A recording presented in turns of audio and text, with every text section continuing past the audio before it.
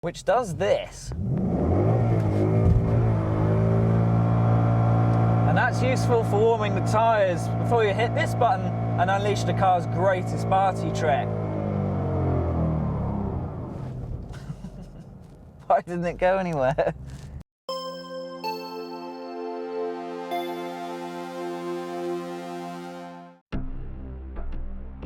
The British countryside is usually wonderfully peaceful, but not today, because there is something very loud, very scary, and very yellow on the prowl.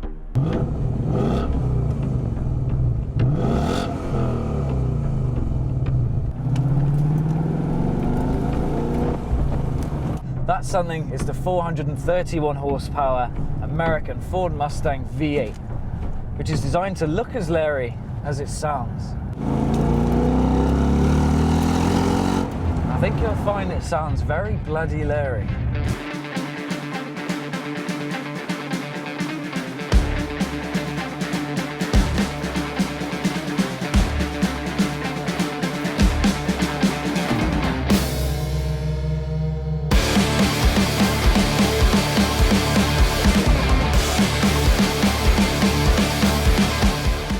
The Ford Mustang before this one was pretty awful, so Ford needed to improve the formula to make it work for fussier Europeans. There are plenty of nice touches that make this stand out from the crowd. Those airplane style switches, for instance, ground speed on the speedometer and the chunky styling all make it feel special, even if some of the plastics are a little on the cheap side. The rear seats are pokey to say the least, and the boot is a little flat to be considered hugely practical, but you could just about cram enough luggage in for a pre-Brexit road trip into Europe. Much more importantly, Ford has fitted this car with several party tricks. First up is line lock, which does this. And that's useful for warming the tyres before you hit this button and unleash the car's greatest party trick. 431 horsepower and 430 newton meters of torque. And once you're on the move, the car will actually record your 0 to 60 time and just how quick it takes to stop. Ooh.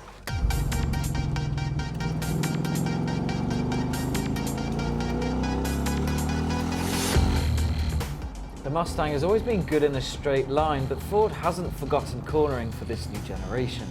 The car is fitted with a clever multi-link rear suspension setup that dramatically improves the handling and ride quality. Though it is a big car, it will go through corners with surprising levels of enthusiasm. If you so desire, it will go through them sideways too. And you'll smile like an idiot when you do, because you can actually feel what the rear wheels are doing. It is tameable.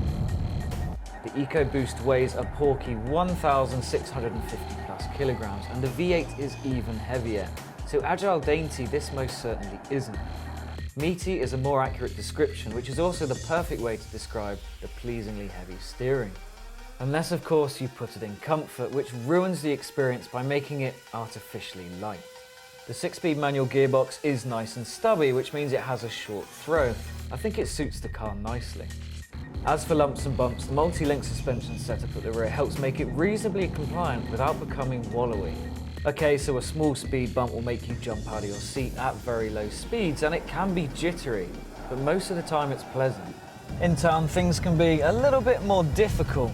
In fact, you'll spend a lot of the time very aware that this thing is nearly 2 meters wide and praying for parking spaces you can fit into. Narrow roads definitely require more attention if you want to keep the mirrors attached.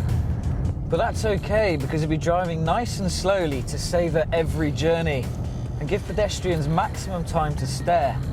And believe me when I say you will get a lot of positive attention in this thing. The engine could be louder admittedly, but complaining about a V8 sound is a bit like winning the lottery and getting annoyed you had to walk to the post office to cash the check.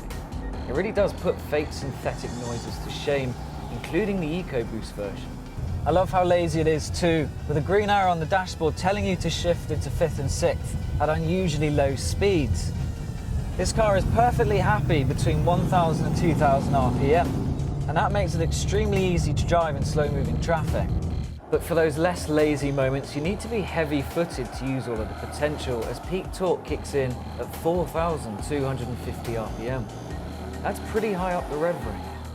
The more penny-conscious viewers may be wondering what the cheaper and more economical 2.3-litre EcoBoost is like. Well, technically it's a good car, but it's a bit like a sausage roll without the sausage. Yes, it will do the job it's supposed to. It's technically food, and the EcoBoost is technically a Mustang. It may even handle better as well because it's lighter, but you'll never escape the fact that there's something missing. I wouldn't worry too much about fuel economy with the V8 either. Sure, if you drive like a nutter, you'll see MPG figures in the teens if you're lucky, but take it easy, and it's not difficult to get 30 miles per gallon in this thing, once the road opens up, that is.